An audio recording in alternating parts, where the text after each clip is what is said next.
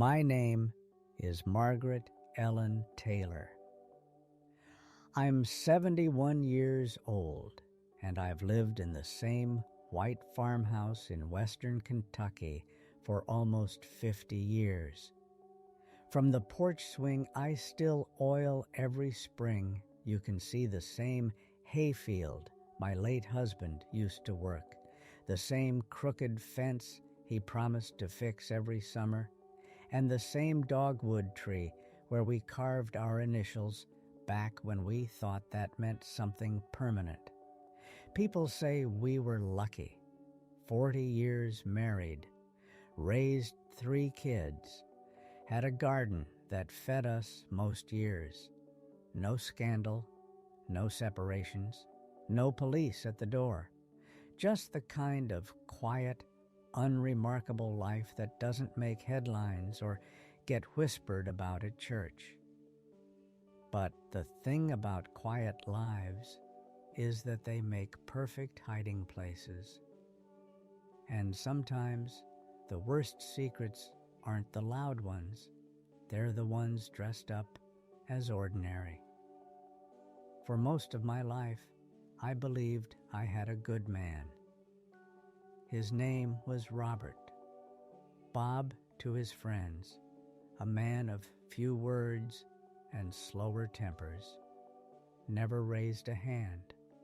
Worked long days, came home for dinner, laughed at our kids' jokes, kissed me on the cheek most mornings, though less often as the years wore on. He was never cruel, not obviously, not violently. He didn't drink much, didn't cheat, at least not in the way I used to think men cheat. We met when I was just 19, fresh off my first heartbreak and living with my aunt after my mother passed. Bob was 25, ran the produce truck that stopped by the diner where I waitressed part-time. First time he spoke to me, he complimented my handwriting on the order slip, said it looked like calligraphy. That's how it started. Not a whirlwind, a quiet, careful thing, kindness in place of charm. We married 6 months later. I never questioned it. Why would I? My aunt said he was a steady boy. My pastor called him a good man, and me? I was just tired of chaos, tired of feeling like I didn't belong to anyone. So I built my life with Bob, built it brick by brick, roast by roast, winter by cold winter. We had 3 children by the time I turned 30, and a rhythm to our days that felt safe, if not always soft. Bob had his moods, of course. He could go days without saying much. He liked things done a certain way, laundry folded crisp, dinner ready by 6, shoes lined up by the back door. But I didn't mind. It felt like stability. And after all, he never yelled, never cursed, never hit. He was a good man. That's what I told myself, what I told everyone, what I told the kids, what I told my reflection when I cried quietly in the pantry some nights and didn't know why. But I didn't know, not then, that love can be a story you write so many times you forget to check if it's still true. And sometimes it takes only 1 sentence, 1 page to rip that whole story wide open. That page came to me 3 months after Bob died, a heart attack, sudden. He died in his sleep. No warnings, no final words, just gone. I mourned him honestly. I cried for him, spoke at his funeral, held our grandchildren tight when they asked why Grandpa was never coming back. And I believed what I said, that he had loved me, loved us, until I found his journal. A leather-bound notebook tucked in the back of his dresser behind a stack of old receipts and a dusty shaving kit. And what I read inside it changed everything. It was a Tuesday, early spring, the kind of day when the sun comes out just long enough to make you think winter's over, then disappears behind a wall of gray, like it changed its mind. I wasn't even looking for anything. I was cleaning out the bedroom, his side of the closet mostly. It had been 3 months since the funeral. People said it was too soon, but I needed space to breathe. The smell of his aftershave on the coat rack was starting to make my chest tighten. I found the journal in a shoebox under a pair of flannel pajamas he hadn't worn in years. It was heavier than I expected. The leather was cracked and the pages were yellowed at the edges. No lock, no title, just a name scratched inside the front cover in his tidy print. Robert James Taylor, private. I almost put it back. I almost respected the boundary of the dead, as if silence was some sacred thing. But then I remembered. He never told me he kept a journal. 40 years of marriage, and not once did he mention it. And something about that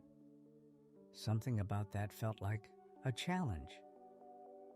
I opened it. The first few entries were ordinary, lists mostly, notes about planting times, feed deliveries, the price of corn. There were pages about the kids, Johnny's Little League schedule, Martha's allergies, Susan's first crush. There were even prayers, short ones, scratched like reminders. God help me be better. God help me not feel it. That's what made me pause. Not feel what? I turned the page, and that's when it started. The first entry that made me sit down on the bed like someone had punched the air out of me was dated March 3rd, 1987. She made meatloaf again. I smiled like I liked it. I never liked meatloaf, but I smiled. I always smile. I can't remember the last time I felt anything when she touched me. Sometimes I wonder if I ever did. She looks at me like I'm her anchor, but I think I'm just her habit. I married her because she was quiet, because she'd never ask me to bleed for her, because she needed me more than I needed her. I wonder if she knows that. I read it 3 times. Then I read it again. That was me. He was writing about me. The man who tucked in our children at night, who danced with me on our 25th anniversary, who built me a garden bench when I turned 60. He didn't love me, or worse, he never did. My stomach turned. I kept reading. There were more entries like it, quiet, brutal ones. She says she loves me every night. I say it back. I don't think I mean it. I think I'm just too tired to leave. Another 2 years later, I dreamed about Clara again. Her red hair, her laugh. She was never mine, but I wanted her to be. I wonder if Margaret ever knew. I think she did. I think she chose not to know. Clara. That was a name I hadn't heard in decades. She used to work at the bank. Friendly woman, pretty in a delicate way, always wore pink lipstick. I remember Bob coming home one night in the mid-90s with lipstick on his collar. I had laughed, assuming it was mine. I made a joke about office parties and bourbon. He'd smiled, but now I wondered if that smile had been something else entirely. I felt dizzy, betrayed, and stupid. How could I have lived next to someone for 40 years and not known what lived inside his head? I closed the book. I told myself it was a mistake, that grief was making me paranoid, that maybe he was just venting. People write things in journals they don't mean. But the next night, I read more, and the night after that, I read about his doubts, his resentment, his fantasies, his anger at our kids, his irritation with my voice, my laugh, my questions, my dreams. In one entry, dated the same week I had a miscarriage in 1979, he wrote, "Part of me is relieved. I didn't want another mouth to feed, didn't want to watch her fall apart again. She cries like it's the end of the world. I can't hold that. I don't want to." I remembered that week vividly. How he held me on the bathroom floor. How he made me tea and told me, "We'll get through it."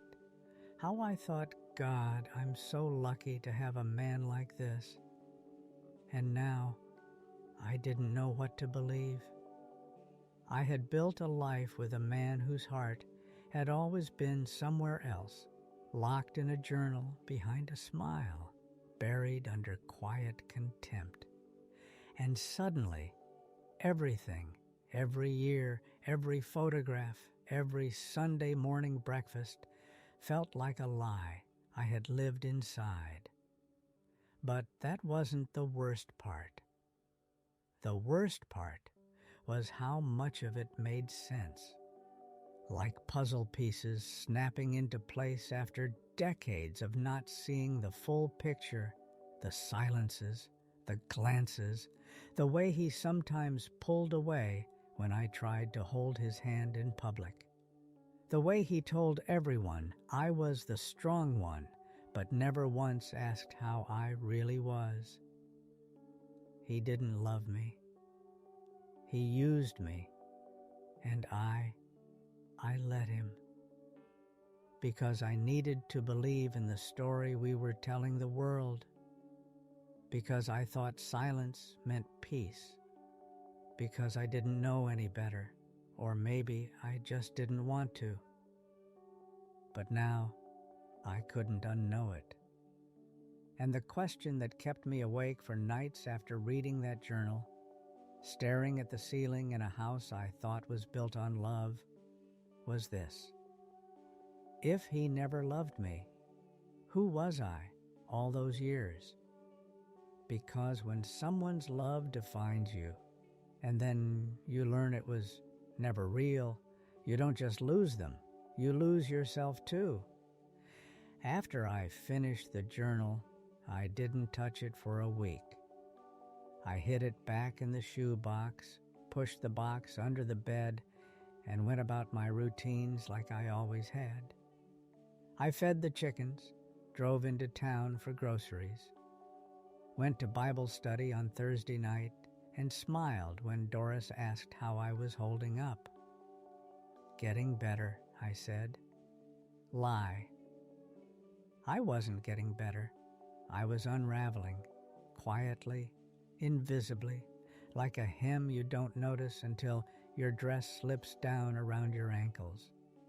Because now, everything I remembered about our life, every memory, had a shadow in it I couldn't unsee.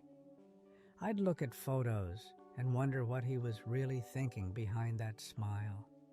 I'd reread birthday cards he wrote me, those short, sweet lines he always kept simple, and I'd wonder if he meant a word of them, or if he was just checking off the box, performing love like a duty. Was I ever enough for him? Was I ever real to him? Or was I just a placeholder for the life he thought he wanted but couldn't get? I thought about our 25th anniversary party. The kids threw it for us.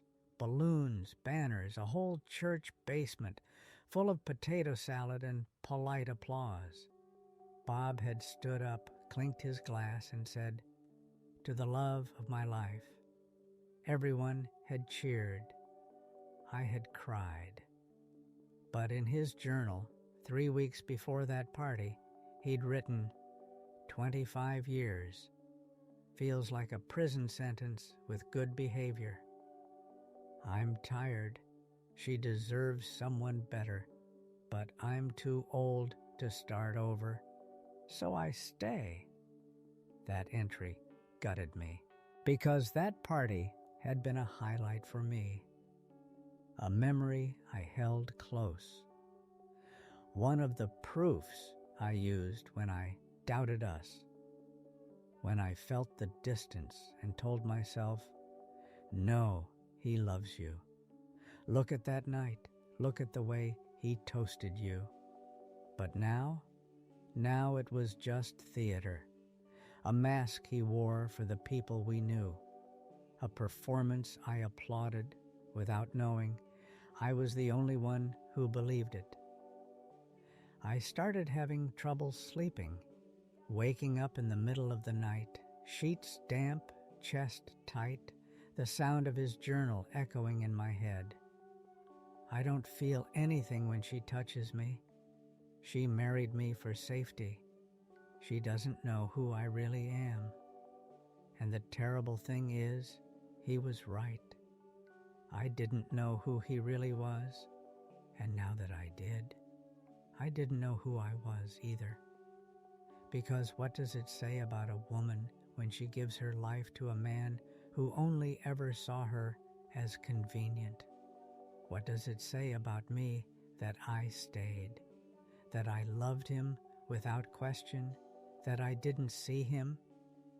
I started going through our home, room by room, looking at things not with nostalgia, but with suspicion. The books he never let me donate, the armchair he said didn't fit my style, but insisted we keep, the dresser drawer I wasn't allowed to touch. For 40 years, I thought he was private. Now I realized he was hiding, and I'd made it easy for him. I'd told myself men are just quiet. They show love in different ways. Not everyone is romantic. I'd excused every cold glance, every dismissive shrug, every time he forgot my birthday and blamed work. I thought that was what love was. But maybe I'd never known what real love looked like, because what I gave Bob, that wasn't reflected back. I had written poetry he never read, cooked meals he never thanked me for, shared dreams he never remembered the next morning. And the worst part? I thought that was normal. I thought that was marriage. Until I read those pages.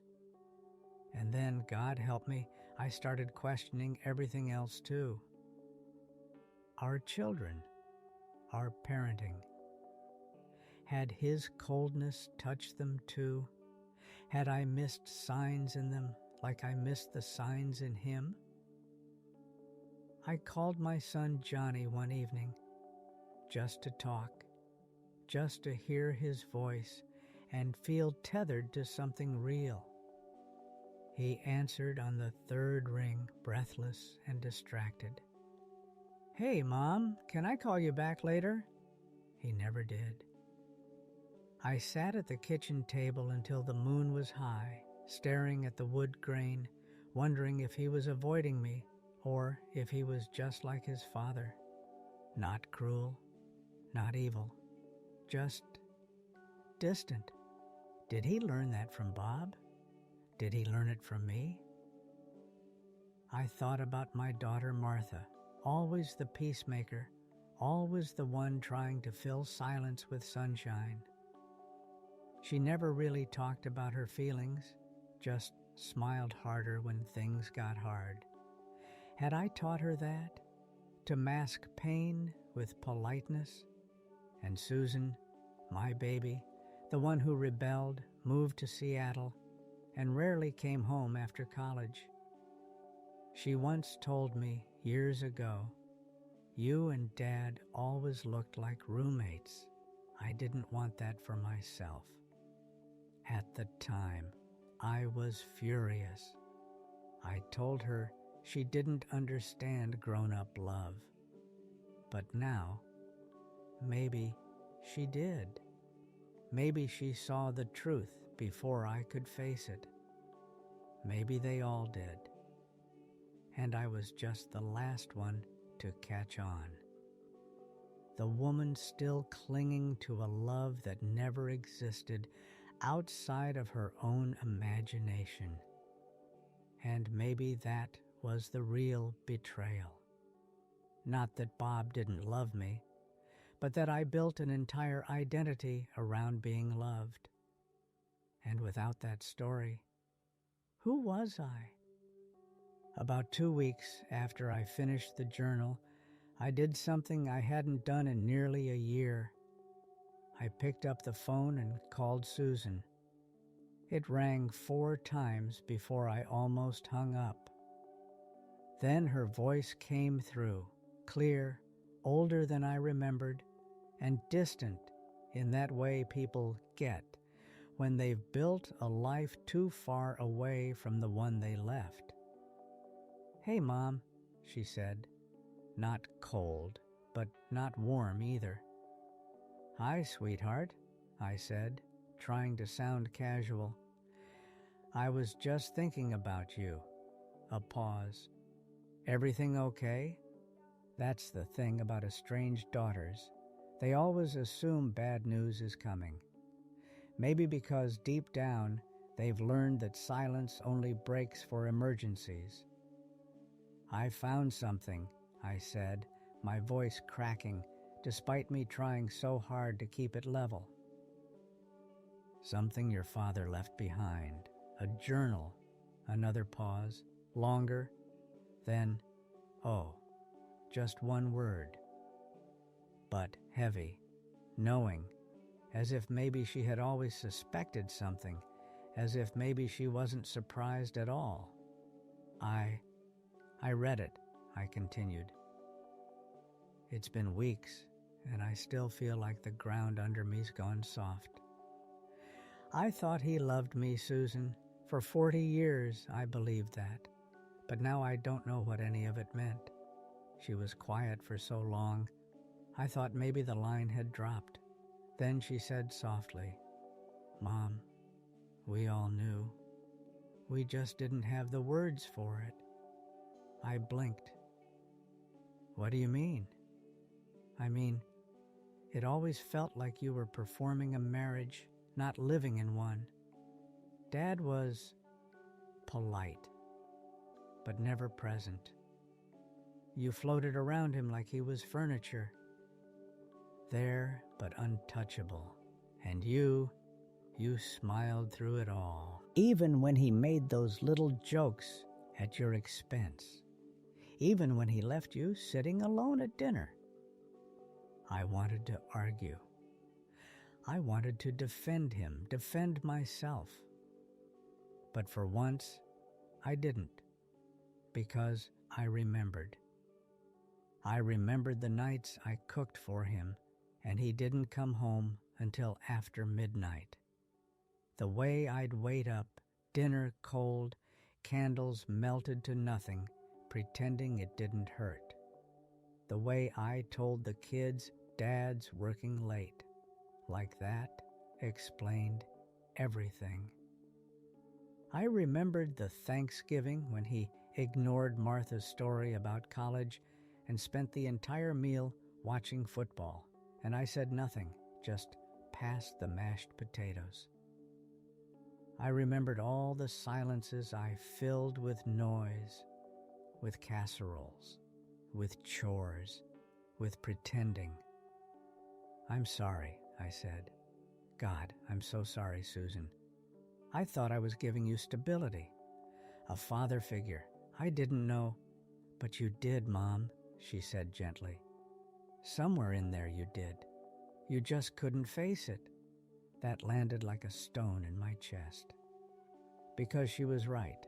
There were moments, small, quiet, awful ones, where I did see it. The disinterest, the disdain, the absence. But I couldn't bear to name it, so I didn't.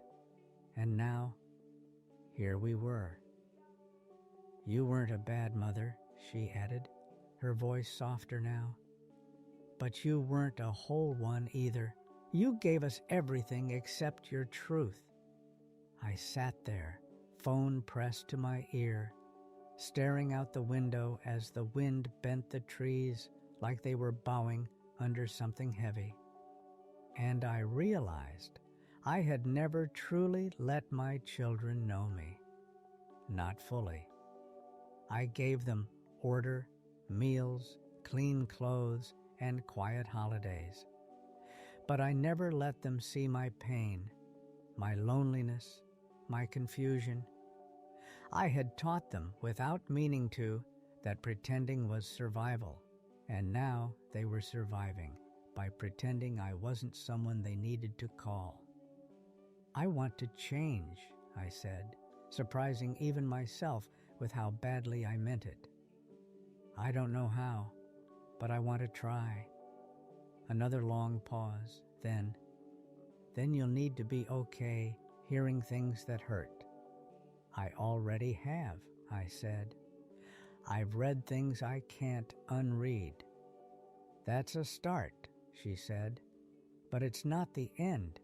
If you want a real relationship with me, any of us, you have to let go of the version of the past you were married to. You have to be willing to live in the version we saw. That hit like a slap and a gift all at once, because I knew she wasn't offering comfort. She was offering truth. And if I couldn't take that, then I didn't deserve her trust. I can do that, I said finally, my throat raw. I want to. There was a silence after that. But this one didn't feel like distance. It felt like room, like space, like the very first breath after being underwater too long. Then she said, "All right, then maybe you should start by telling Martha and Johnny."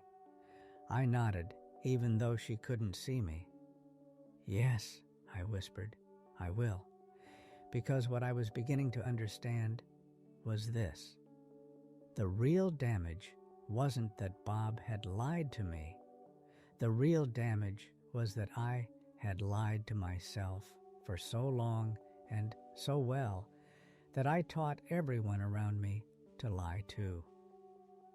And if I wanted to undo even a piece of that, I'd have to learn to speak the truth, even when it hurt, even when it didn't make me look good, even when it meant tearing down everything I'd built to keep the shame out. Because maybe, just maybe, there was something better waiting on the other side of that silence. Not happiness, not peace, but honesty.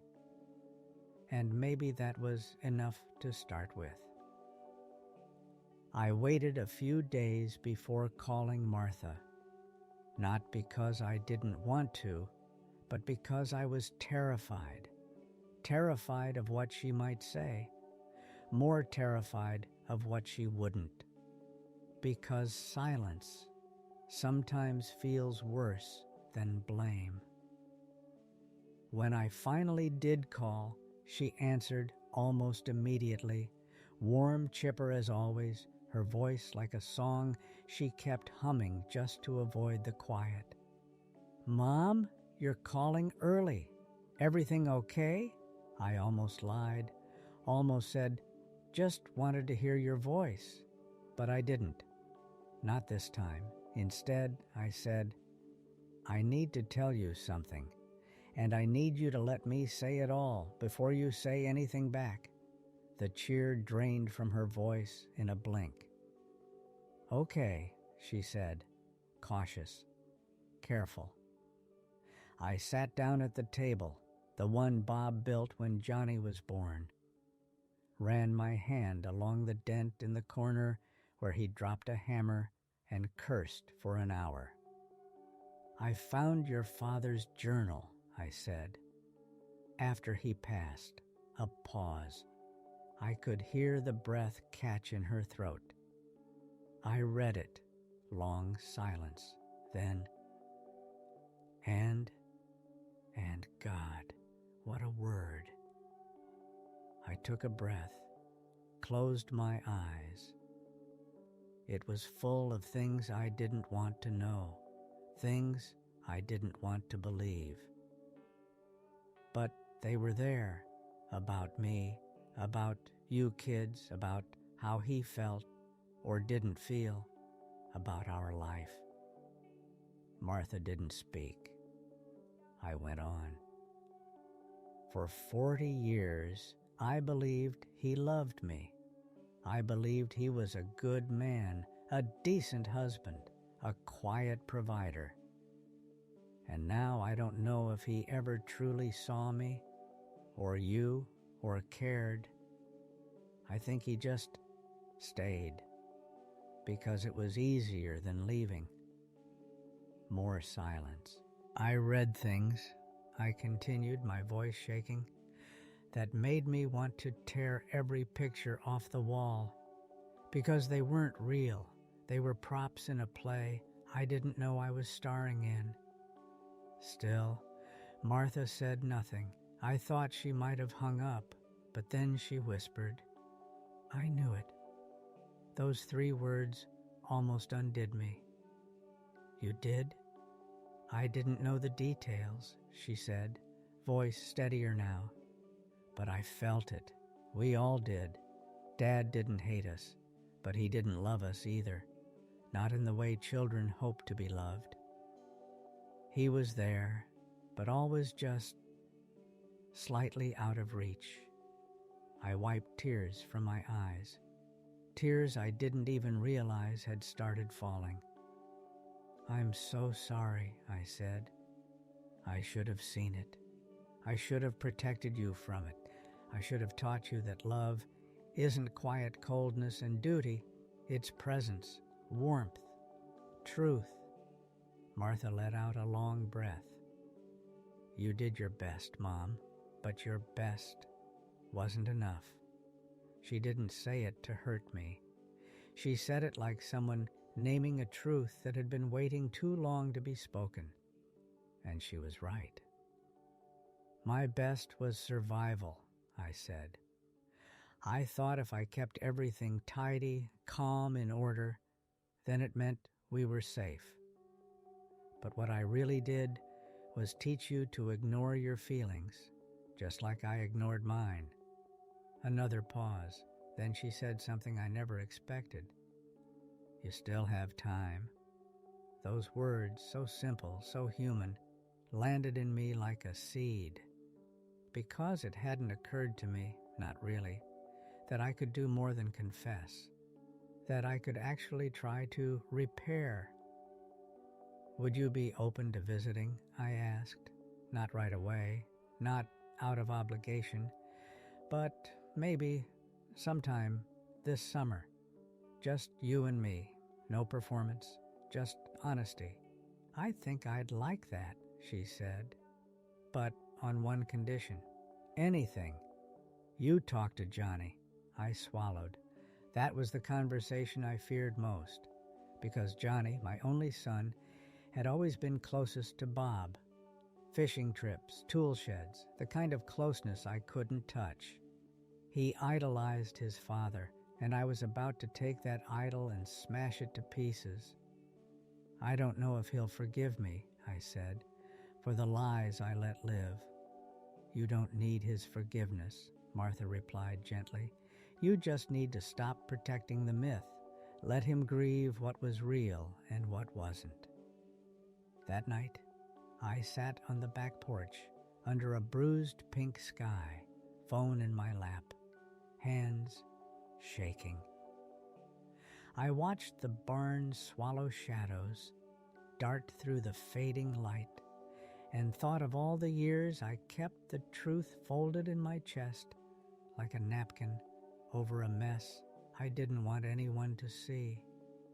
But now I was ready to uncover it. I called Johnny. He didn't answer, so I left a voicemail. Not a short one, a full one. "Hi, sweetheart. It's your mom. I need to tell you something about your dad, about our marriage, about the way things really were.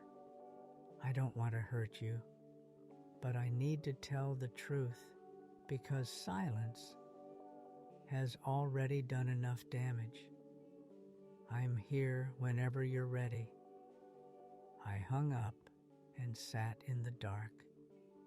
No tears, not this time, just breath. Because for the first time in my life, I wasn't hiding. And somehow, even in that silence, I felt less alone than I ever had in that house. 3 days after I left that voicemail for Johnny, I got a message. Not a phone call, not even a text, an email. Just a few lines, no greeting, no punctuation. "Got your message. I need time. I'll call when I'm ready." I stared at the screen for a long time. The old me, the one trained by decades of rejection and cold dinners, would have taken it as a slap. But the woman I was becoming? She saw it for what it was, a door. Not wide open, but cracked, and that was enough. I didn't respond. I didn't push. I just printed the message out and pinned it to the corkboard in my kitchen. A reminder that silence broken, even briefly, is still something sacred. That week, I started noticing the world in a different way. Colors seemed sharper. Time moved slower. I would catch myself standing in the garden, my hands covered in dirt, just breathing, not rushing, not managing, not apologizing, just being. It was as if by finally letting go of the version of myself I had clung to for so long, the perfect wife, the strong mother, the woman who didn't ask for more, I'd made space for something else to grow in her place. One afternoon, I went into town and bought a sketchbook. Not for the grandkids, not for Susan, for me. I hadn't drawn since high school. Bob used to call it a waste of time, said art didn't feed children or fix engines, that it was something people did when they had money or nothing else to do. But now, I had time, and I was finally choosing to fill it with something that didn't need to justify its existence. I started small, leaves, clouds, hands, the dog sleeping in a shaft of light by the window. It wasn't good. It didn't have to be. It was mine. And as I drew, I found myself remembering things. Not journal entries, not heartbreak, but moments of me before I forgot who I was supposed to be. Like the time I danced barefoot on the gravel road behind our house after my high school graduation, or the time I stayed up all night in college writing a poem about a girl who ran into the woods and never came back. I used to have a name before I was Mom, before I was Mrs. Taylor, before I was his, and now, in the quiet of my kitchen, I was remembering her.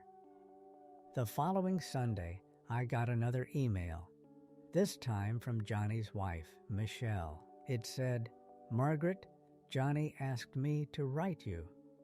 He's been quiet, but he's thinking. We read through your message together.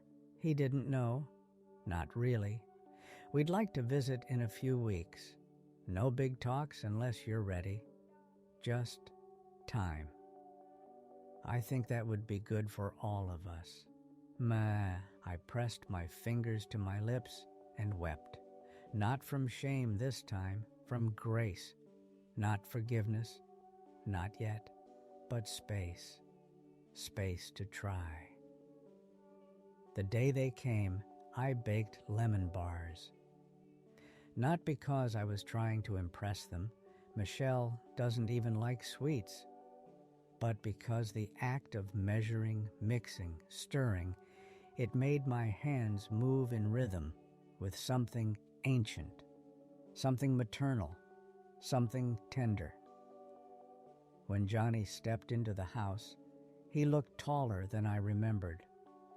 Older, wiser, but also wounded, not broken, just bruised in places I recognized in myself. We didn't talk about the journal. We talked about the kids, about the new fence he was building, about how quiet the house felt without Bob's old recliner in the corner. And later, after dinner, when Michelle took the kids out for a walk, Johnny stayed behind and said, "You told the truth." I nodded. I didn't want to believe it at first. I was angry. Thought you were rewriting the past. Another pause. Then, "But now I think maybe you're just finally telling it." I reached across the table and rested my hand on his. "I didn't protect you," I said. "And I'm sorry." He didn't flinch. He didn't smile, but he squeezed my hand. That night, after they left, I went out to the porch with a blanket around my shoulders and a cup of tea. The sky was wide and clean. The stars were scattered like truth, messy, imperfect, but real.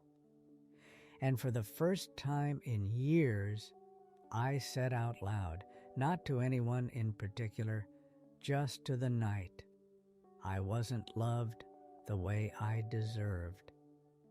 But I'm learning to love myself now. And that's something, and I meant it, not like a bandage, like a seed. Planted in soil, I'd finally stopped poisoning with silence. It was Martha who suggested it.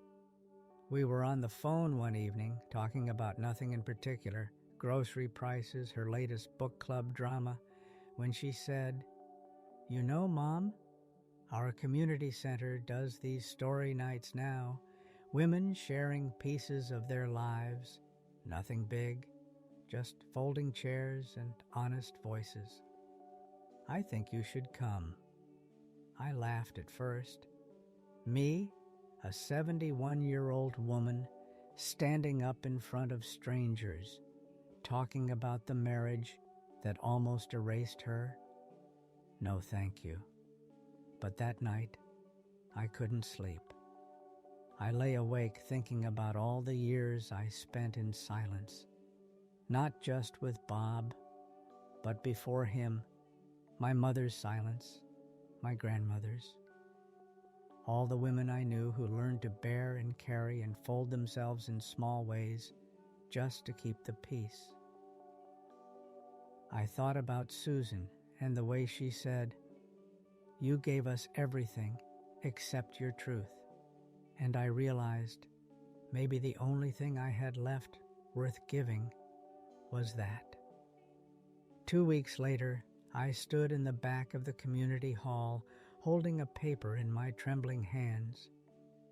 The room wasn't full, maybe 20 women, a few men, most of them sipping coffee or herbal tea, sitting in quiet circles, jackets draped over the backs of chairs.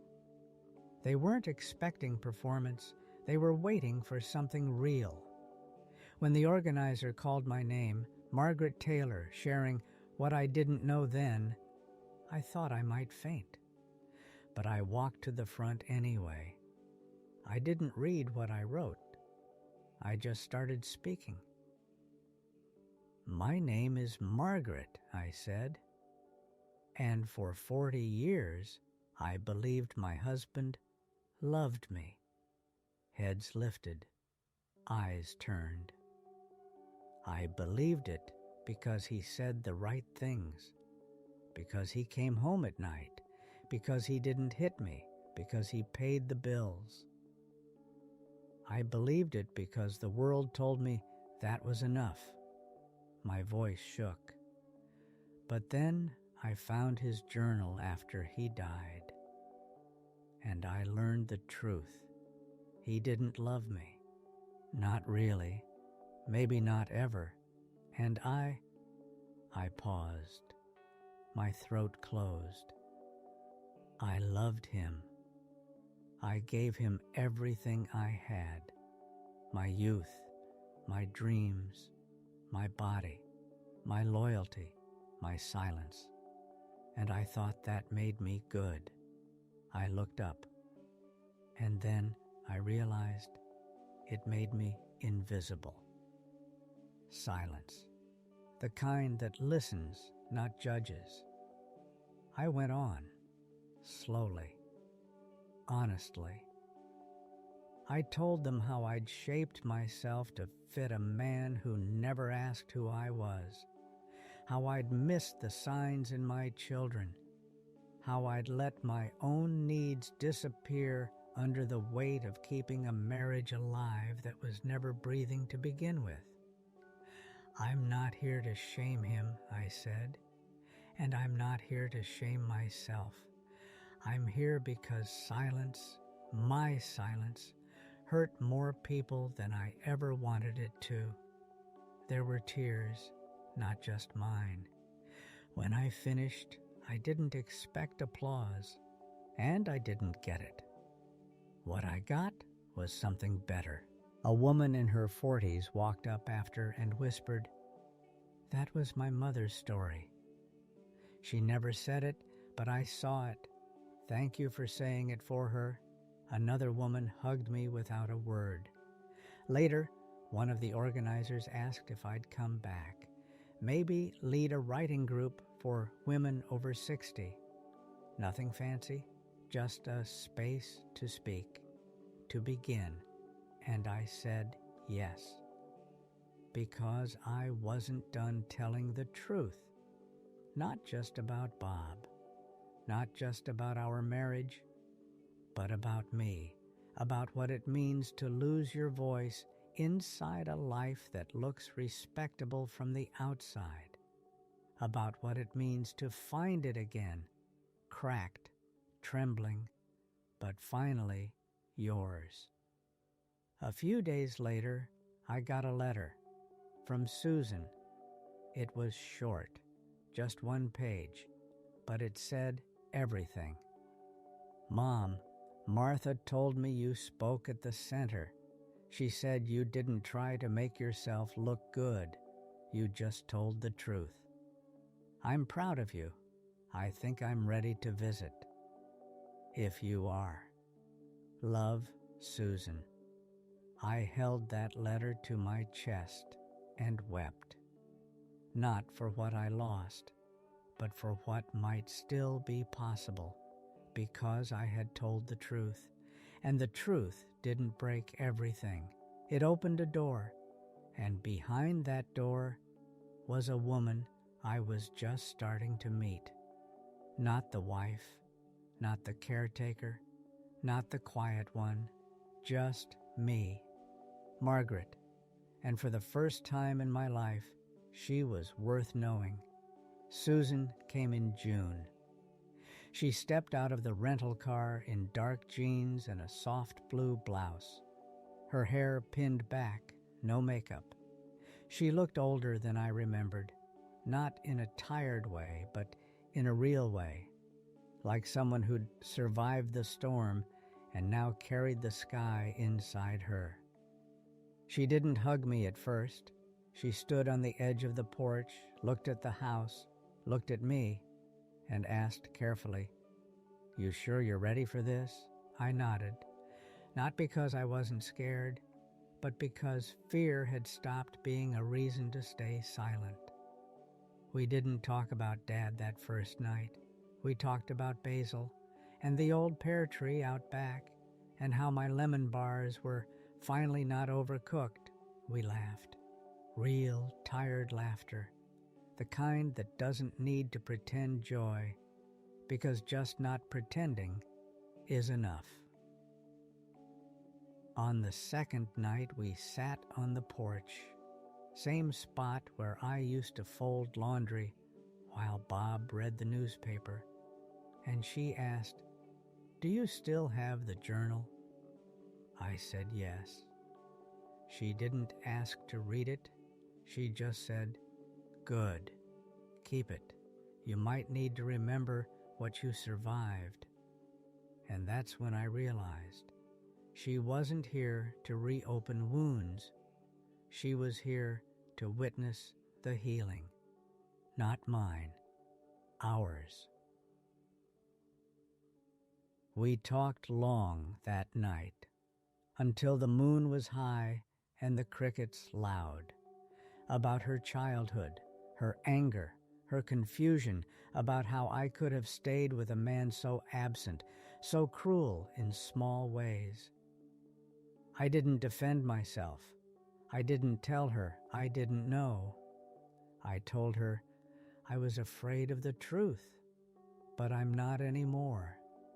And for the first time in her life, she believed me. Before she left, she stood at the doorway and said, "You're not who you were."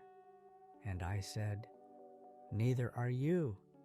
She nodded, then added, "That's the point, isn't it?"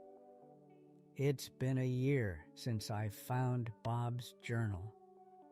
A year since the man I thought loved me died. A year since I stopped telling myself stories to survive.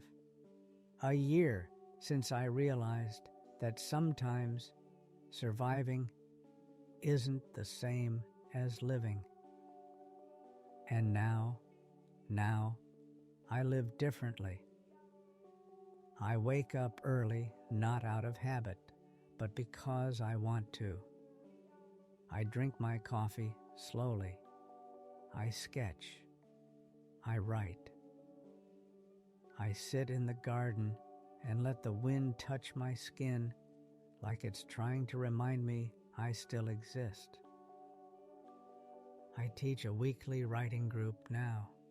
Women like me, grandmothers, widows, women who kept the peace at the cost of their own breath. We don't fix each other. We tell the truth. Sometimes we cry. Sometimes we laugh so hard we have to fan ourselves with church flyers. But always we speak. And in those voices, I hear something holy, something I never heard in 40 years of being good. I hear women returning to themselves. And maybe that's the kind of love I was waiting for all along. Not the love of a husband who folded socks and forgot my birthday, but the love that begins when a woman finally sees herself clearly and stays, not out of fear, not out of shame, but out of truth. When I walk through this house now, I don't hear ghosts. I hear echoes, yes, but they don't scream anymore. They whisper, and I listen, not to the lies I used to tell myself. He was doing his best. I was too needy. This is what marriage looks like. But to the new ones, my truths, I deserved softness. I was lovable. And even now, I am. This house may be old, but it's mine. This voice may be late, but it's mine. This love of myself, of my children, of my future, it's late. But it's here, and this time, I'm not going to miss it. Not for anyone, not even for the ghost of the man I thought loved me. Because now, finally, I love me. Not perfectly, but honestly, And maybe that's the ending I always needed. Not a man, not an apology, but a woman who lived through the silence and now chooses to speak.